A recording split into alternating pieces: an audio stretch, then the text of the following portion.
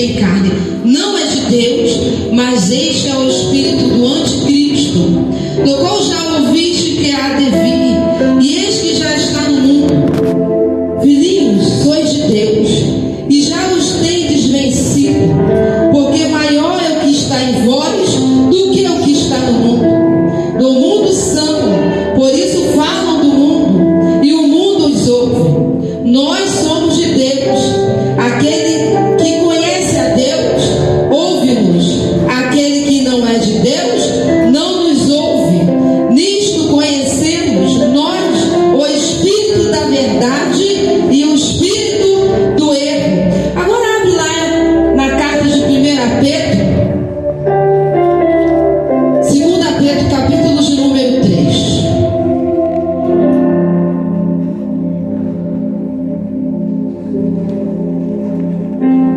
Capítulo de número 3. Amados, escrevo-vos agora esta segunda carta, e ambas as quais despertam com exortação a pureza do vosso entendimento, para que vos lembrei das palavras que dantes foram ditas pelos santos profetas, e do nosso mandamento como apóstolo do Senhor e Salvador.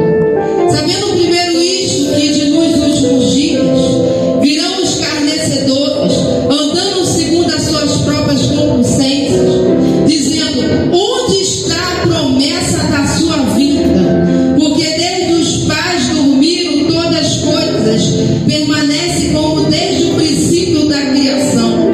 Porque voluntariamente ignoram isto, que palavras de Deus já desde antigamente, desde a antiguidade existiram os céus e a terra, que foi tirada da água e do meio da água subsiste, pelas quais foram pereceu o mundo de então coberto com as águas do dilúvio. Mas os céus e a terra que agora existem pelas mesmas palavras se reservam como tesouro e se guardam para o fogo até o dia do juízo e da perdição dos homens ímpios.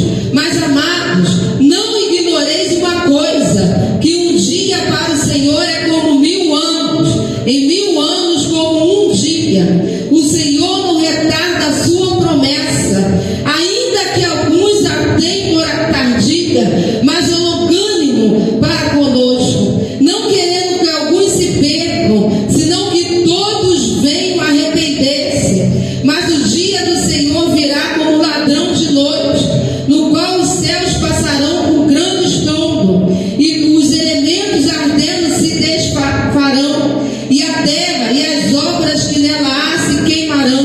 Havendo, pois, de perecer todas as coisas, que pessoas nos convém ser em santo trato e piedade, aguardando e apressando-vos para a vinda do dia de Deus, e que os céus e o fogo se desfarão, e os elementos ardendo se fundirão. Porém, segundo a sua promessa, aguardamos novos céus e nova terra, em que habita a justiça.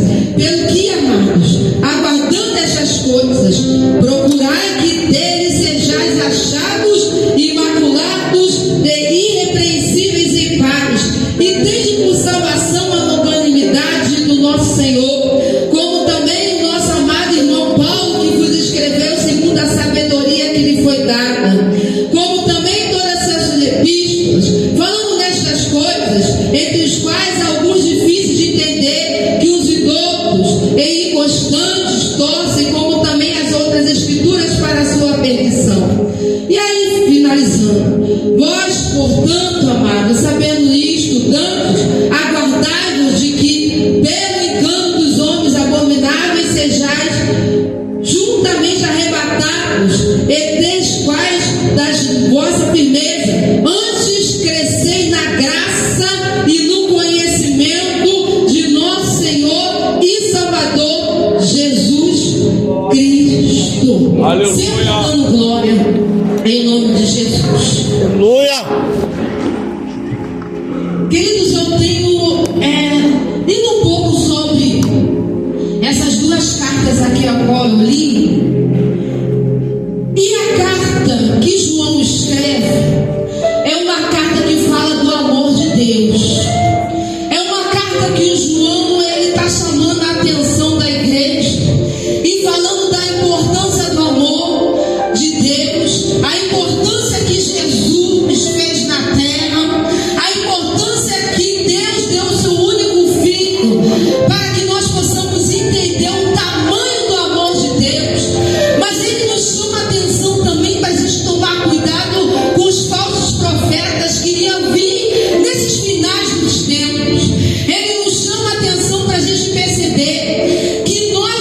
ser enganados se nós não ficarmos atentos, se nós não despertarmos para algumas pessoas que podem chegar perto de nós e tirar nossa atenção de Cristo e colocar nossa atenção para as coisas do mundo. Ele quer chamar atenção para a igreja e mostrar à igreja que é importante amarmos uns aos outros, como é o mandamento, mas amar de verdade e não amar na mentira.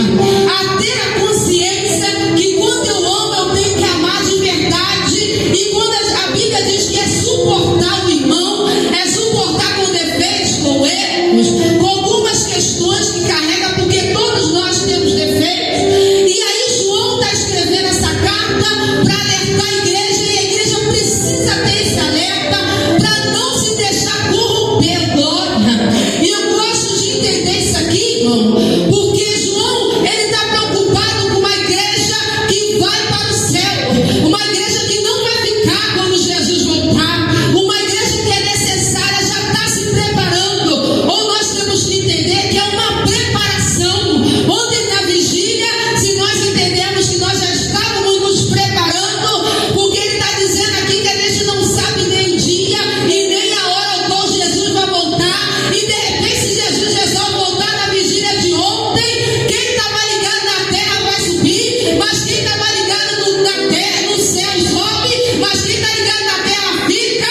E a gente já entendeu, eu estou me preparando, eu não estou só vindo para o culto não, mas eu estou me preparando para a volta de Jesus. Glória! Aleluia! Isso gritou muito forte em mim no domingo passado. Alguns estavam aqui no culto e Deus já falava dessas palavras ao meu coração. E quando a gente lê a carta de Pedro, eu gosto daqui, irmão, porque Pedro, que andou com Jesus, foi discípulo de Jesus.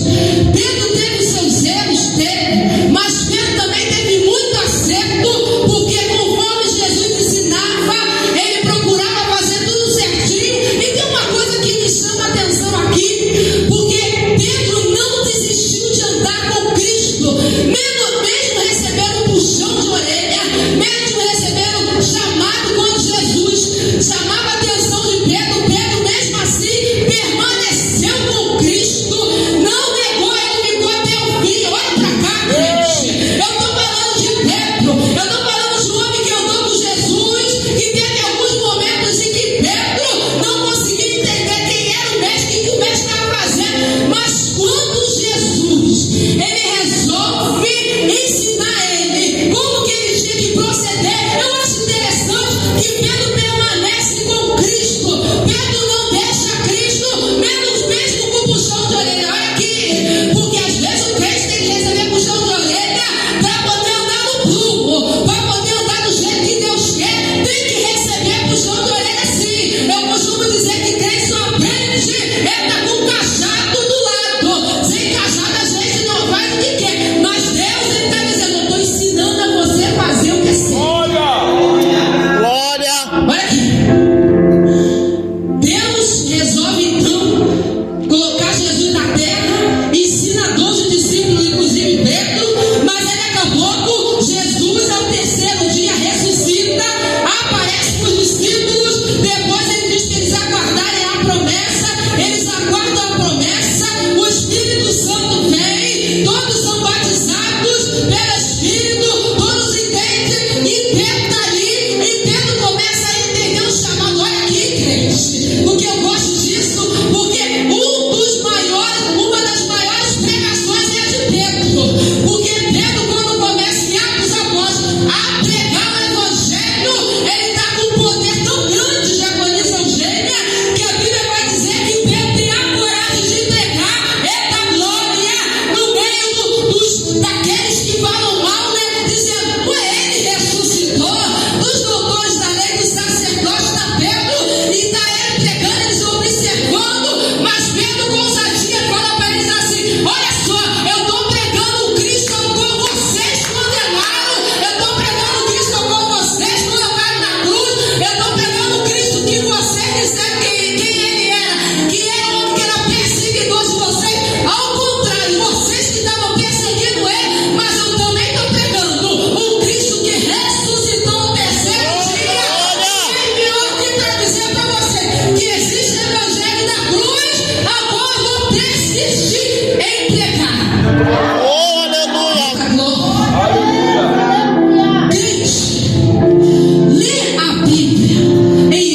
você vai ver